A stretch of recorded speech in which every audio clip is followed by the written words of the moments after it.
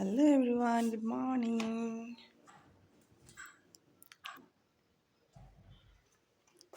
প্রথমে সবাইকে জানাই পৌষ সংক্রান্তির অনেক অনেক শুভেচ্ছা আর ভালোবাসা। এখন বাজে ভোর 4টে। Hello everyone, welcome to my mini blog. ছোট্ট একটা মিনি ব্লগ নিয়ে আজকে চলে আসলাম তোমাদের সামনে অনেক দিন পরে। দেখতেই পাচ্ছ রাতের আকাশে তারা ঝিকিঝিকি করছে। এখন বাজে ভোর 4টের সময় উঠেছি। আজকে আমাদের বাস্তকে পিঠে দিতে হয়। তারপরে চারিপাশটা একটু দেখিয়ে দিলাম তোমাদেরকে, কেমন ঘুরঘুরে অন্ধকার এখনও। তারপরে যে ঘরটা একটু ঝাড়ু করে নিলাম। দেখো ঘর ঝাড়ু দেওয়া হয়ে গেল। যেহেতু বাস্তকে দিতে হবে, পিঠে দিতে হবে। আমার ছেলে চলে গেল, এই বছর আমার ছেলে প্রথম দিচ্ছে। এই উঠানটাও ঝাড়ু করা হয়ে গেল। আগের দিন সব মুছে রেখে দিই, কেন কি এত ভোরবেলা হয়ে ওঠে না শীতের মধ্যে। আমার ছেলে স্নান হয়ে গেছে, এবারে ধোয়া জামা কাপড় পরে ঠাকুর ঘরে চলে গেল।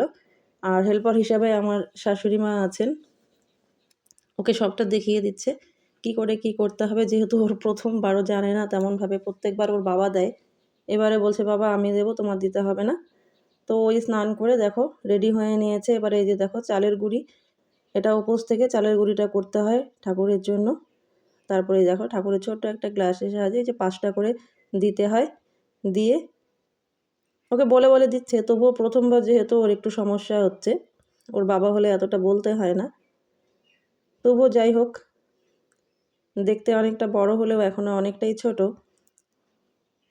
তো দেখিয়ে দেখিয়ে দেওয়ার পরেও একটু ভুল চুক হয়েই যায়, তাই না, বাচ্চা মানুষ যেহেতু। তারপরে এই দেখো এইভাবে দিতে হয়। যাদের বাড়িতে গরু আছে তারা গরুকে দেয়, যেহেতু আমাদের বাড়িতে গরু নেই সেই জন্য ঠাকুরের এখানে দেওয়া হচ্ছে। ঠাকুরের ওখানে প্রথমে দিয়ে প্রত্যেকটা ঘরের সামনে চৌকাঠে দিতে হয়, তারপরে তুলসী বেদিতে দিতে হয়, দিয়ে তারপরে ধূপ প্রদীপ দিয়ে জোকার দিয়ে শঙ্খ বাজিয়ে পুজোটা করতে হয়। আর পুজো করার পরে তিল কদমা খেতে হয়, এটা নিশ্চয়ই সবাই জানো।